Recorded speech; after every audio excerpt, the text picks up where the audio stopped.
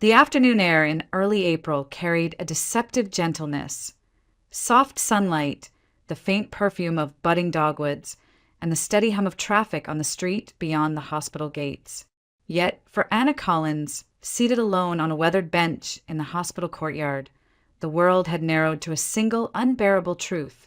Her husband, Jacob, was in the intensive care unit, fighting for his life. Tears slipped down her cheeks unchecked. She didn't bother to wipe them away. No one was around to see. The bench beneath her felt cold even in the spring warmth, and she pressed her palms against her knees as if to anchor herself. Just months ago, Jacob had been a man full of energy, strength, and laughter. He was the person she leaned on, the one who made everything in life seem manageable. Now, surrounded by machines and monitors, he lay weak and fading. Anna's mind reached desperately for memories, trying to cling to the image of him as he once was. She thought of Jacob striding across the campus of the University of Arkansas in Fayetteville the day they first met. She had been a sophomore, lugging a stack of books through the crowded quad, when one of them tumbled to the ground. Before she could stoop to pick it up, a tall young man with sun-bleached brown hair and an easy smile bent down, handed it to her and said, "I think this one belongs to you." His voice had been warm, steady, unpretentious. It wasn't love at first sight, not exactly, but there had been something undeniable about the way he looked at her. Jacob wasn't the type who tried to impress. His jeans were worn, his sneakers scuffed, and yet there was a steadiness in him, a groundedness that drew her in. They ended up walking across campus together, talking about professors they liked and their shared dread of final exams. By the time they reached the library steps, Anna felt as though she had known him far longer than an hour. Their relationship unfolded with a natural rhythm. Study sessions turned into late-night coffees. Casual walks turned into evenings on the porch of his off-campus apartment, watching the stars scatter across the Arkansas sky. He listened to her dreams without judgment, told stories of his own struggles growing up in the foster system, and somehow made her feel both cherished and challenged. Jacob wasn't just a boyfriend. He was a safe harbor. Years later, standing at the altar of a small church near her hometown, Anna had looked at him and thought, "This is it. This is the man I will spend my life with." Their wedding wasn't extravagant, just family, close friends, and the scent of spring flowers in mason jars along the pews. Yet to Anna, it had felt like perfection. Jacob held her hands in his, whispered a joke during the vows that made her stifle a laugh through her tears, and kissed her like he meant it for eternity. They built a simple but joyful life together. Jacob found steady work, and Anna marveled at his dedication.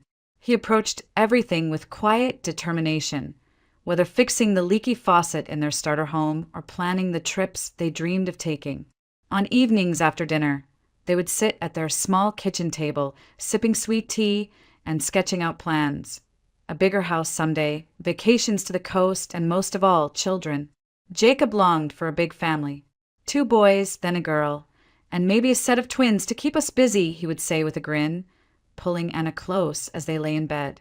She would laugh, swat at him with a pillow, and answer, "We'll see about the twins." But in truth, she wanted it too. She could already picture Jacob tossing a toddler in the air, hear the laughter, imagine their evenings filled with bedtime stories and the patter of little feet down the hallway. Those dreams had seemed so tangible, so close within reach. Yet now, sitting on the hospital bench with her body racked by sobs, Anna felt as though they had evaporated like mist under the midday sun. She pressed her face into her hands, recalling the way Jacob used to run his fingers through her hair whenever she was upset, murmuring, "We'll get through this, Anna. We always do."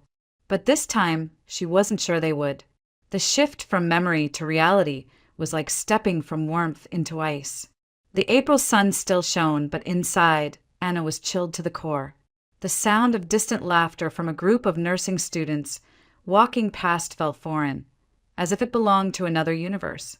She thought of Jacob lying in that sterile ICU room, his once strong hands now fragile, his voice reduced to a whisper. Machines breathed with him, Monitors dictated the rhythm of his body. Anna inhaled shakily, forced herself to lift her head, and looked back at the hospital building.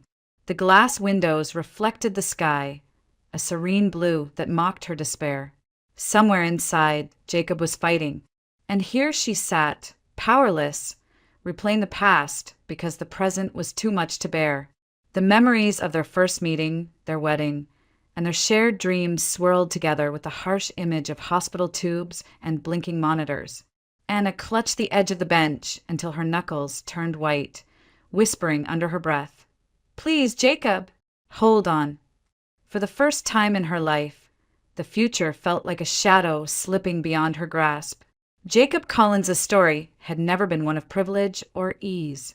Long before Anna met him on that sunlit campus, his life had been marked by absence. He had grown up in the foster care system, passed from one home to another, sometimes treated kindly, other times as little more than an obligation. The word family for him was a fragile concept, something other people seemed to have, but he only witnessed from the outside. Yet, despite the instability, Jacob never let bitterness take root. He remembered birthdays without cakes, Christmases without stockings, and long nights lying awake in group homes, listening to the muffled sobs of other children. But he also remembered the few foster parents who tried, the teachers who encouraged him, and the sense that if he wanted a different life, he would have to build it himself, brick by brick. From an early age, Jacob was determined not to become a statistic. While others in the system gave up, drifting into trouble or despair, he poured himself into school. Books became his escape, a way to imagine a future bigger than the one the world had handed him. Teachers noticed his sharp mind and his relentless effort. One guidance counselor once told him, "You've got grit, Jacob. That's something nobody can take away."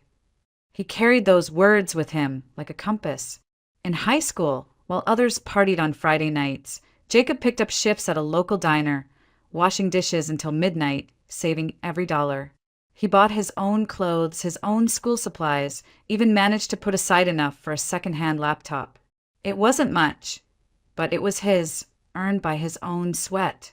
When he turned 18 and aged out of foster care, Jacob faced the world alone. The safety net that had been flimsy at best was now gone entirely. But instead of faltering, he embraced the independence. The state granted him a small apartment in a low-income complex outside Little Rock, and he filled it with nothing but a mattress on the floor, a desk, and an unshakable resolve. College was never going to be easy. He worked 2, sometimes 3 part-time jobs to cover what scholarships didn't. He stocked shelves at a grocery store at dawn, attended classes during the day, and delivered pizzas at night. Sleep was a luxury he rarely afforded himself. But even in exhaustion, he carried a quiet pride. Every step forward, every test passed, was proof that he was shaping a life no one thought possible. Anna often thought about this when she looked at him. She had grown up in a stable home, with parents who supported her, who believed in her. Jacob had none of that, yet he had carved out something beautiful. It was his resilience that captivated her as much as his kindness. He didn't wear his struggles like a badge, nor did he complain. Instead, he laughed easily, cared deeply, and lived with a gratitude that humbled her. There were stories he shared with her in fragments. Nights in foster homes where kids fought over candy because there wasn't enough to go around. The way he learned to sew a button back on his shirt because no one else would do it. The loneliness of watching other children run into the arms of parents after school while he stood waiting for a social worker. He told these stories without self-pity, almost with humor, but Anna could read between the lines.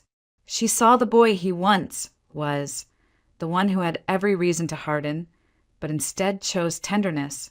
It struck her, over and over again, how different Jacob was from any man she had ever known. Others boasted about their achievements. Jacob rarely spoke of his. Others demanded recognition. Jacob quietly persevered. Where some men carried arrogance, he carried empathy. He noticed when Anna was tired, when she needed encouragement, when she simply needed someone to listen. That, more than anything, was why she fell in love with him. Jacob wasn't extraordinary because of wealth or status. He was extraordinary because he had every reason to give up on humanity and didn't. He had taken the broken pieces of his past and built something whole. Not perfect, but strong, steady, real. Anna leaned back against the cold bench outside the hospital, recalling these truths. In her darkest moments, when fear threatened to crush her, she reminded herself, this was Jacob, the man who had survived foster care, the man who had clawed his way into college, into a career, into a life they had built together. He had fought against the odds before, and he had won.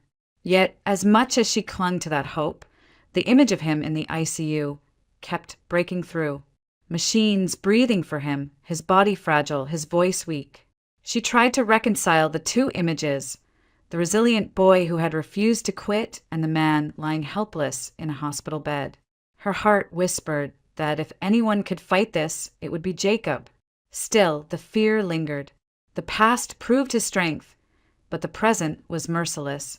Anna pressed her hand against her chest, as if holding herself together, and whispered into the April air, "You've made it through worse. Please make it through this." In the years following their wedding, Anna and Jacob Collins built a life together that, on the surface, looked exactly like what they had always wanted. Their home was modest but filled with laughter. Evenings were spent cooking simple dinners side by side, music playing softly in the background, Jacob wrapping his arms around Anna as she stirred a pot on the stove. On weekends, they went hiking through the Ozark trails, their hands clasped, their conversations wandering easily from work to dreams of the future. Those dreams, however, always circled back to children. From the very beginning, they had both pictured a house filled with little voices, scattered toys, the chaos and joy of parenthood. Jacob, who had grown up without a steady family, longed for it fiercely. Anna wanted it just as badly, imagining the nursery they would decorate, the bedtime stories Jacob would tell, the family traditions they would create together. But as months passed and pregnancy tests came back negative, worry began to creep in. What started as optimism slowly gave way to unease. Friends around them announced pregnancies, posted baby pictures, threw birthday parties, while Anna forced smiles and congratulated them, even as her own heart ached. Jacob would hold her hand, whispering, "Our time will come," but each passing season without change made the silence heavier. Doctors' visits began. First, the routine tests, then more invasive procedures. Eventually, the recommendation came, in vitro fertilization. At first, it felt like hope reborn. They clung to the possibility that science might give them the family they had dreamed of. They poured their savings into the treatments, rearranged their schedules around medical appointments, lived by cycles and injections. Anna remembered the first time she saw the embryo on the screen, a tiny speck of light that represented everything they had longed for. She held Jacob's hand and whispered, "This is it. This has to be it." For 2 weeks, they lived in cautious joy, daring to imagine a child at last. When the test came back negative, it felt like the floor had dropped out beneath her. And yet they tried again, and again. Each time, Anna told herself it would be different. Each time she let herself hope. And each time when the results came, she found herself curled on the bathroom floor, sobbing until she was empty. Jacob never blamed her. Not once. He would gather her in his arms, rub slow circles on her back, and say, "We'll get through this. If it doesn't work, we can adopt. Family isn't about blood, Anna, it's about love. And I've got enough love for a whole army of kids." But for Anna, the longing for a child of their own blood remained sharp, almost unbearable. She couldn't help it. It wasn't that adoption seemed less. It was that her body's silence felt like a personal failure. She had pictured Jacob's smile on a son's face, her mother's eyes in a daughter. Each failed cycle felt like a door slammed shut. The treatments took their toll not only on their bank account, but on Anna's body and spirit. The hormones left her exhausted, moody, sometimes inconsolable. There were nights she snapped at Jacob over nothing, then crumbled into tears, apologizing for being someone she barely recognized. Through it all, Jacob remained steady. He didn't walk away when she pushed him. He didn't resent her for the shadows that had fallen across their marriage. Still, the tension was undeniable. Their once light-hearted conversations grew weighted. Dinner silence stretched longer. Friends' baby showers became unbearable reminders, and Anna sometimes made excuses not to attend.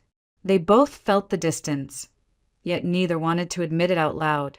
To acknowledge it was to risk admitting that the dream they had built their marriage on might never come true. But love held them together. Jacob's quiet resilience, his refusal to let despair win, became Anna's lifeline. On the darkest nights, when she whispered, "Maybe it's not meant to be," he would take her chin gently in his hand, meet her tear-filled eyes, and say, "Don't you ever think you're less because of this. You are my family, Anna. You always will be." It wasn't the life they had imagined, not yet. But as long as Jacob kept speaking those words, Anna found the strength to keep hoping. Even as disappointment piled upon disappointment, their bond endured. It was tested, strained, bent nearly to breaking, but it held. And sitting now on that hospital bench, Anna remembered all of it. The dreams of children that never came, the nights Jacob had carried her through despair. She thought of how fiercely he had protected her heart, even as his own must have ached. The man in that ICU bed was not just her husband. He was her partner in every trial, her companion in every loss. And she prayed with all her being that their story was not about to end here. It began quietly, almost too quietly to notice. Jacob Collins had always been strong, the kind of man who could carry heavy boxes without complaint, who rose early for work and returned late, still with energy to wrap Anna in his arms. But then came the fatigue. At first, he brushed it off. Long hours at the office, the stress of bills, the weight of their ongoing struggles with infertility. "I'm just tired," he told Anna when she raised her eyebrows at how quickly he fell asleep on the couch. Soon, though, the tiredness deepened into something more alarming. Jacob started losing weight without trying. His once broad shoulders thinned. His jeans hung loose at the waist. At dinner, the man who had once gone back for seconds now barely touched his plate. Anna pressed him to see a doctor, but he resisted, muttering that it was nothing, just stress. The first bruise appeared on his arm, a strange purple blotch that neither of them could explain. Then another on his ribs, then his thigh. They looked like injuries from a fall, but Jacob hadn't fallen. He hadn't bumped into anything hard enough to warrant such marks. When a nosebleed wouldn't stop one night, Anna's fear finally spilled over. "Jacob, this isn't normal," she insisted, her voice trembling. "We have to get you checked." Reluctantly, he agreed. The tests stretched over days, blood draws, scans, consultations with specialists. Each time a nurse entered with a clipboard, Anna's heart raced. She clutched Jacob's hand in the waiting room, praying silently, her stomach twisted into knots. When the hematologist finally sat across from them, his expression told them everything before he even spoke. The words came out clinical, heavy, devastating, a rare hematologic disorder. His bone marrow wasn't producing blood cells properly. Without a transplant, his body would not survive long. Anna felt the room tilt. She gripped Jacob's hand tighter, afraid she might faint. A bone marrow transplant. She had heard the term before on the news or in passing, but never thought it could touch their lives. Now it was their only hope. "Is there medication? Another treatment?" she asked, her voice breaking. The doctor shook his head gently. "Supportive care, yes, but the only curative option is a transplant. We'll test for donors immediately." The reality struck even harder when they learned what that meant. Donors were usually family, siblings most likely to be a match. Jacob had no siblings, at least none he knew. He had grown up in foster care, disconnected from blood relatives. The registry offered a chance, but a small one. Matches were rare, and time was not on their side. Anna tried to remain composed as Jacob nodded slowly, absorbing the information with the same quiet resilience that had carried him through so much in life. But inside, she was unraveling. She lay awake that night in the uncomfortable chair beside his hospital bed, staring at the monitors, tracking his vitals. All she could think was that if they had been able to have a child, maybe, just maybe, that child could have been his lifeline. The thought tormented her. Years of failed IVF came rushing back with brutal clarity. Every negative test, every crushed hope, now it all seemed even more cruel. If she had given him a son or daughter, perhaps their DNA would have provided the match that could save him. Instead, she felt empty-handed, powerless, as if she had failed him twice, once in their longing for children, and now in his desperate fight for life. Jacob seemed to sense her anguish. He reached for her hand, weak but steady. "Don't you dare blame yourself," he whispered, his voice hoarse. "This isn't on you, Anna. You've given me everything I ever wanted. You're my family. That's enough." But Anna couldn't shake the guilt. She kissed his hand, pressing her lips against his cool skin, and tried to believe him. In the days that followed, the hospital became their world. The sterile smell of disinfectant, the rhythmic beep of machines, the hushed voices of nurses, it all pressed in, suffocating. Anna moved between the ICU and the small hospital chapel, praying with a desperation she had never known. She begged for a miracle, for a match, for anything that could pull Jacob back from the brink. The weight of uncertainty seeped into every moment. Meals at home grew cold, uneaten, as Anna barely left his side. Friends called and texted, offering support, but she often ignored the phone. Her entire existence narrowed to the fragile line of Jacob's heartbeat on the monitor. Outside, the April days stretched on, blossoms appearing on the trees, neighbors mowing lawns, children riding bikes.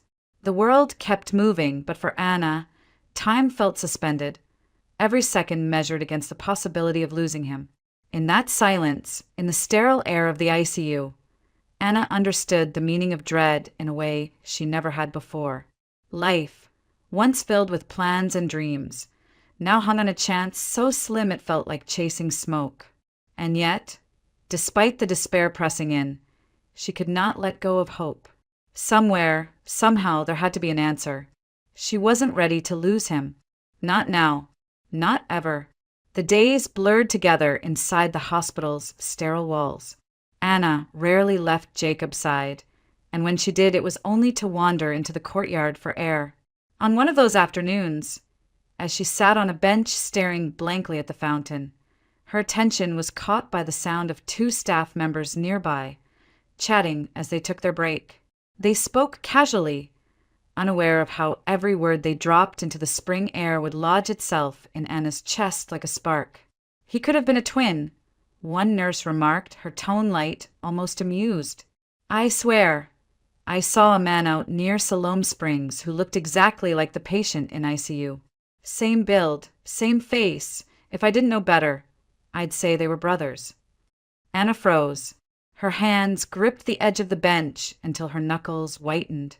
She leaned forward ever so, slightly, trying to hear every syllable. The second nurse laughed softly. "You and your stories. You always see resemblances." "No, I'm serious," the first insisted. "It was uncanny. He lives out in some little town off the main highway, kind of run down. But the resemblance, I couldn't get over it." Their voices drifted as they walked away, leaving Anna with a heart pounding so loudly she could hear it in her ears. She sat there long after they were gone, her mind reeling. A man who looked like Jacob, out in the Ozarks. Memories surfaced, Jacob once telling her years ago about a time in his early 20s when he tried to find his biological mother. He had searched through fragmented records, made phone calls, even driven out to a foster home where he thought she might have left a trail. But the answers had been scarce, doors closed, files sealed. Eventually, the search had worn him down, reopening wounds that never healed.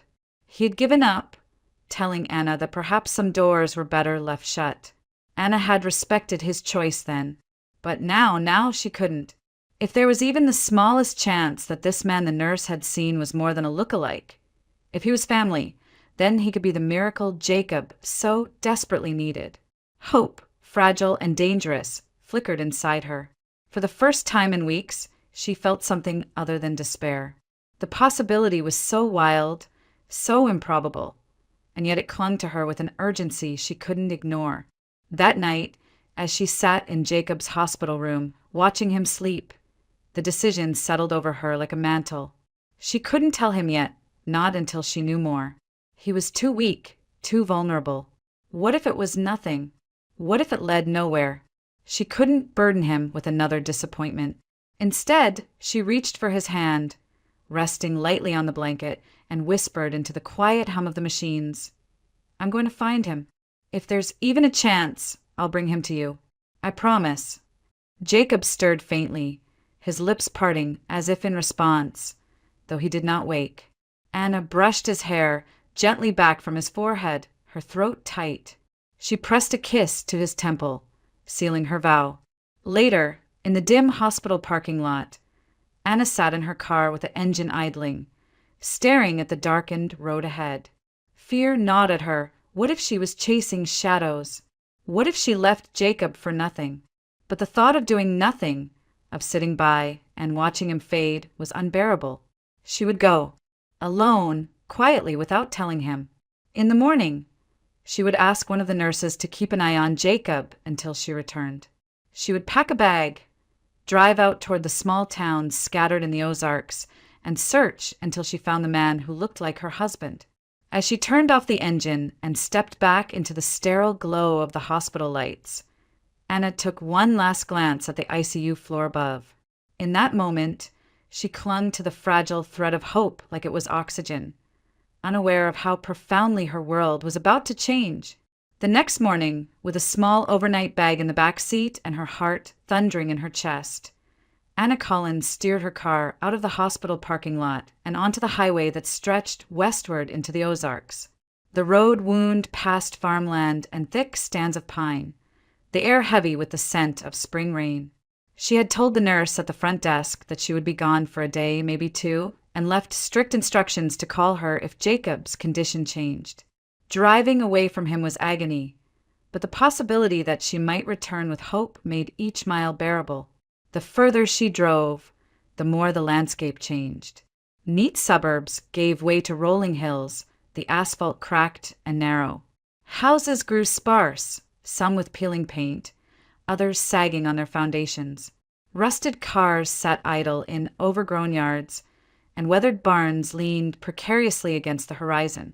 It was the kind of countryside where time seemed to linger, where poverty pressed down but resilience endured. By late afternoon, she pulled into a small town that barely seemed to exist on the map.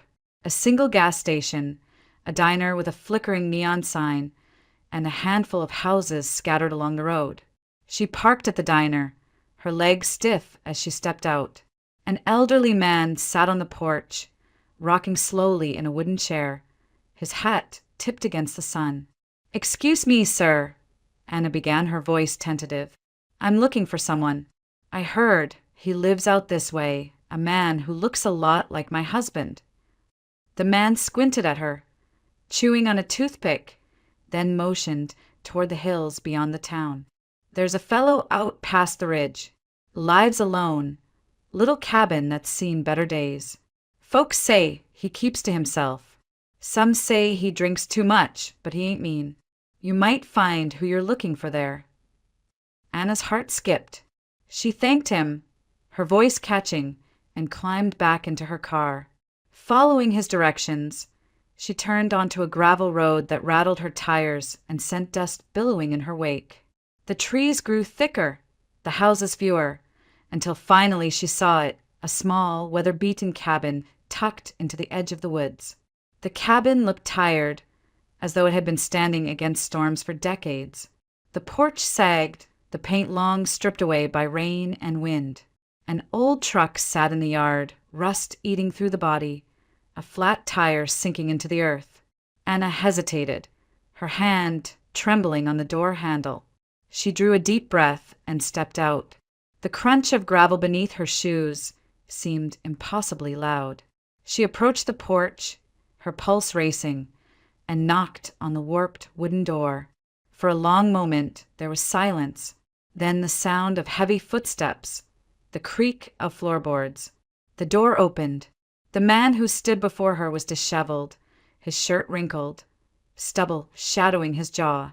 His eyes were tired, wary as though unused to visitors. But what stole Anna's breath was his face. The resemblance was undeniable. His features were Jacob's echoed in rougher lines, his frame broader but stooped, his expression guarded. It was like looking at a weathered reflection of her husband. "Can I help you?" His voice was low, cautious. Anna swallowed hard. "My name is Anna Collins. I think you might be related to my husband." The man frowned, leaning against the doorframe. "Related? I don't know your husband." She pressed on, her words tumbling. "His name is Jacob. He grew up in foster care, never knew his family. But you," she paused, her throat tight, "you look just like him, like you could be his brother." A flash of something crossed the man's face. Shock, disbelief, quickly masked. He shook his head, muttering, "Lots of people look alike." "You're mistaken." "No," Anna said firmly, her voice trembling with urgency. "I know what I see. Please just hear me out." The man studied her for a long moment, his gaze sharp but conflicted. Finally, he stepped back and motioned her inside. The cabin smelled faintly of wood smoke and stale coffee. The furniture was sparse, worn, a few empty bottles clustered on a table in the corner. He introduced himself reluctantly. "Name's Matthew. Most folks just call me Matt." Anna sat on the edge of a faded couch, her hands clenched in her lap. "Matt," she whispered, "I think you're Jacob's brother, and if I'm right, you might be the only one who can save his life." Silence filled the cabin, heavy and tense. Matt's jaw tightened, his eyes narrowing as if wrestling with memories long buried.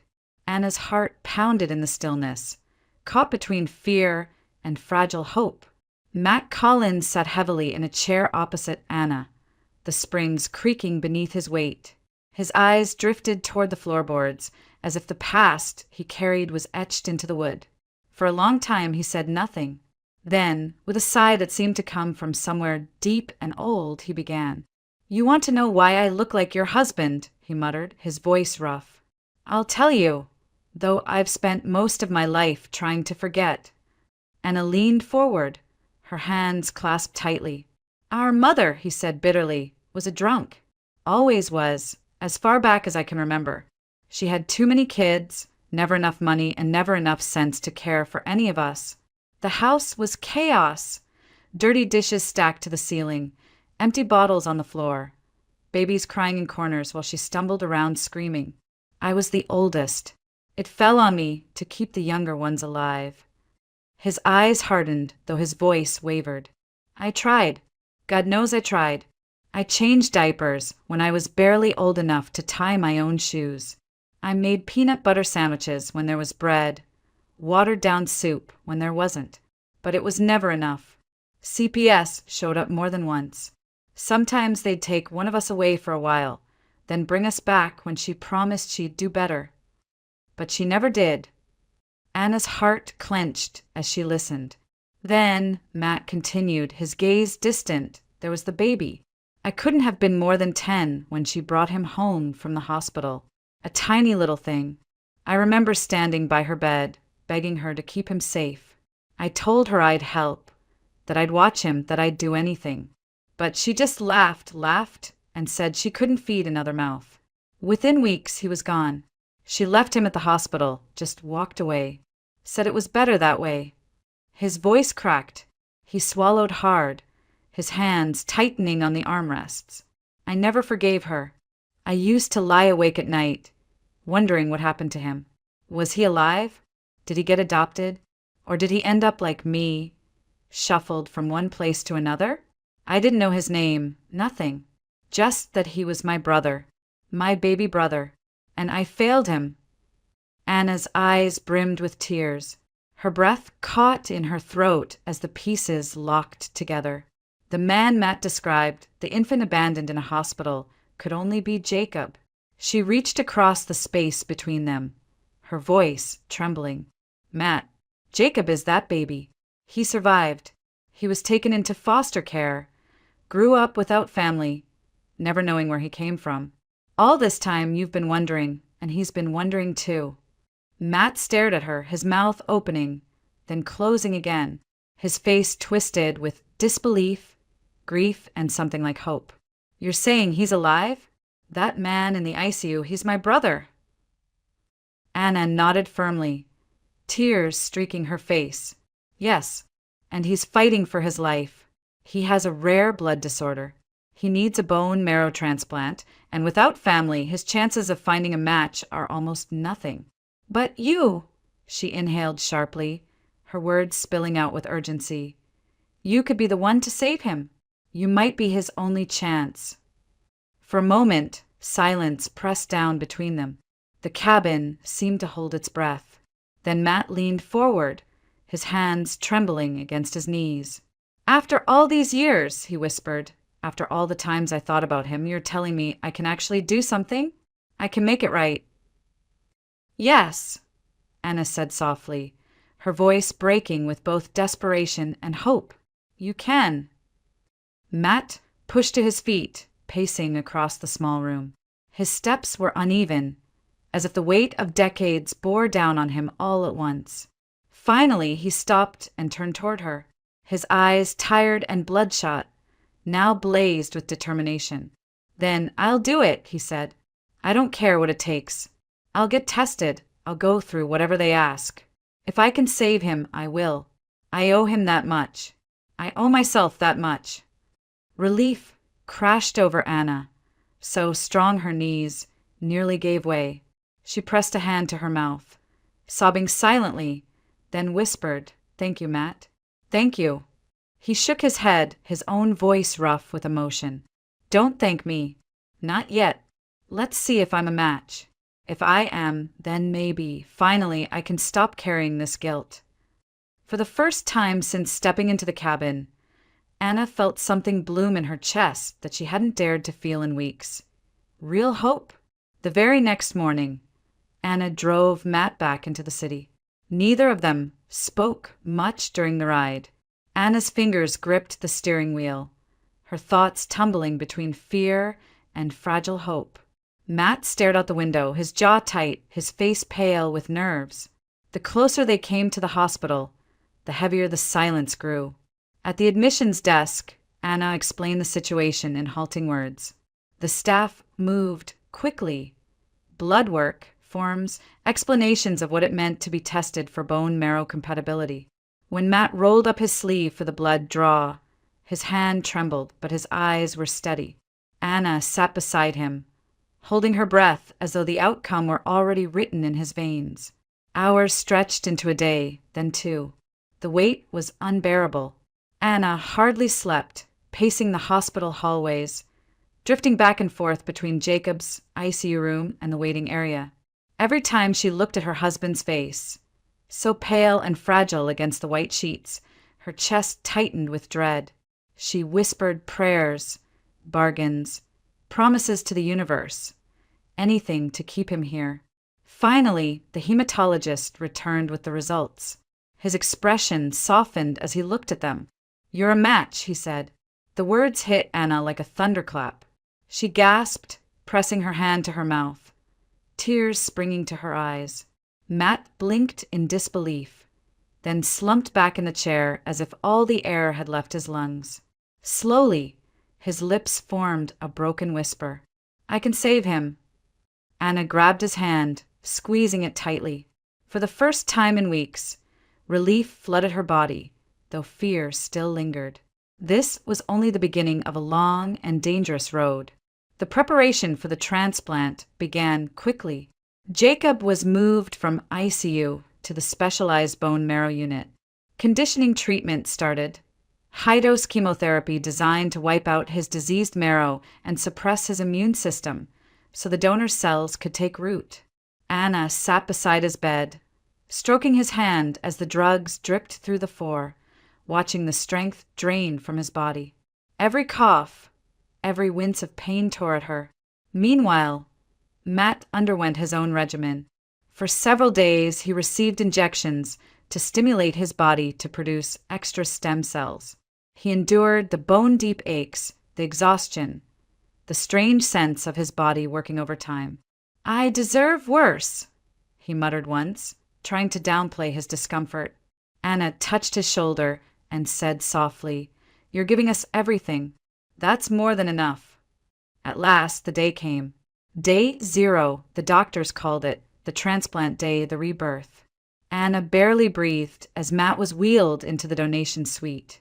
His blood flowed through a machine that filtered out the precious stem cells, returning the rest to his body. Bag after bag slowly filled with the material that could give Jacob life. Hours later, Anna stood in Jacob's room as the nurses entered, carrying the clear 4-bag that looked so ordinary and yet contained everything that mattered. They hooked it up with quiet efficiency, hanging it like a simple transfusion. There was no dramatic fanfare, just the steady drip of fluid into Jacob's veins. But Anna's hands shook, tears slipping down her cheeks because she understood the enormity of what was happening.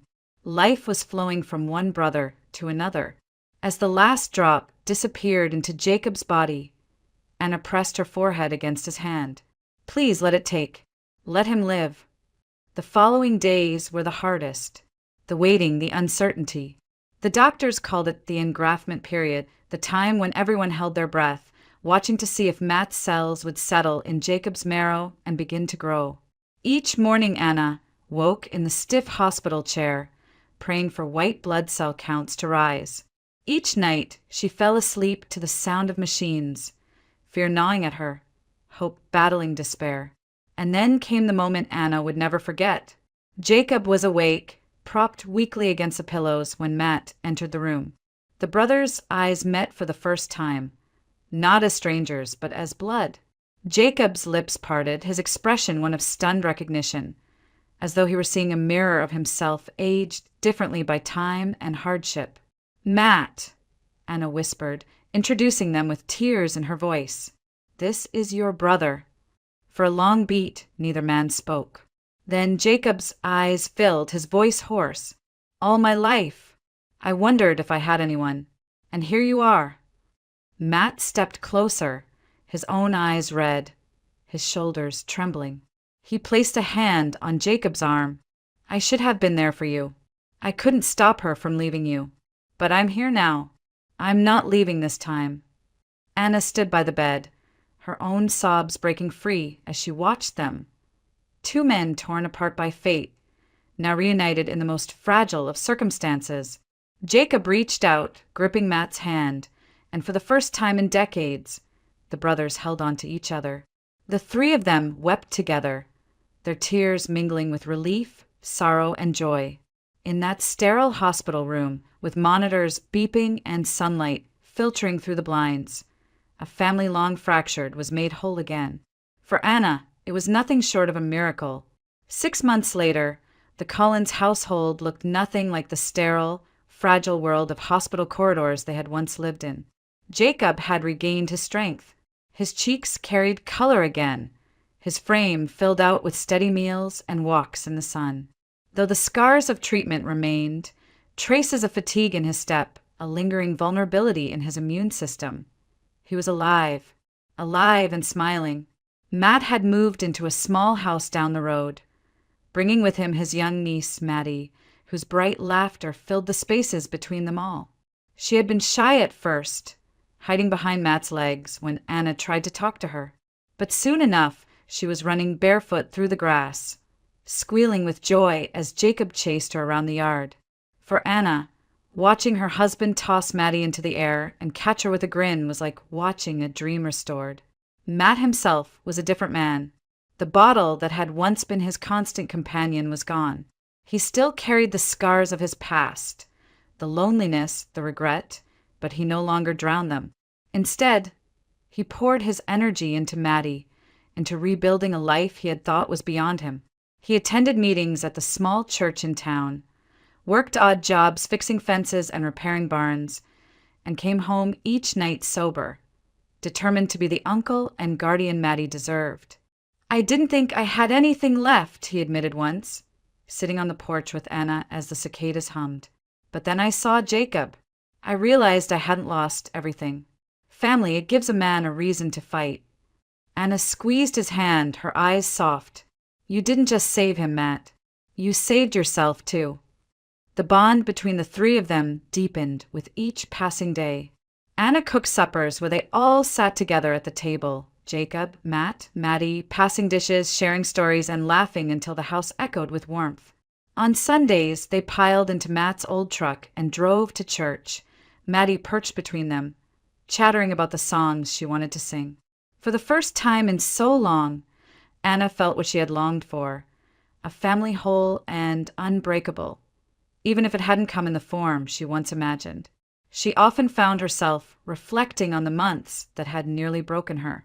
The endless nights in ICU, the fear that stole her breath, the crushing guilt over not being able to give Jacob a child. And yet, from that abyss, something unexpected had risen. Family, not defined by perfection, but forged out of loss, sacrifice, and grace. One evening in late October, the air crisp and golden, Anna, Jacob, and Matt set out for a walk along the quiet country road that curved past the fields. The sun hung low, painting the sky in streaks of orange and violet. Maddie skipped ahead, chasing fireflies that had begun to blink in the dusky light. Jacob reached for Anna's hand, his grip steady and warm. On his other side, Matt walked with shoulders squared, no longer stooped with shame, but lifted by purpose. Together, they moved in unison, three lives once scattered, now woven tightly together. Anna looked at them, at her husband who had fought through impossible odds, at the brother who had given him life a second time, at the little girl who represented the future they had thought they lost, and her chest swelled with quiet gratitude. She realized that hope had not come in the way she expected. It had not come through the child she once prayed for, nor through the life she imagined in neat outlines. It had come through brokenness, through the discovery of family in the unlikeliest of places, through the mending of wounds that once seemed beyond repair. As they walked deeper into the fading light, Anna whispered silently to herself, "From despair, we found strength. From emptiness, we found family. From loss, we found love." At the curve of the road, Maddie turned and called, "Come on, don't let me get too far ahead." Her voice rang clear and full of joy. The three adults quickened their pace, their laughter mingling as they caught up. In the glow of the autumn sunset, their shadows stretched long across the dirt road, for figures bound not only by blood, but by choice, by resilience, by love. And in that moment, with the horizon bathed in gold and the past finally behind them, Anna knew they had been given something rare. Not a perfect life, but a healed one.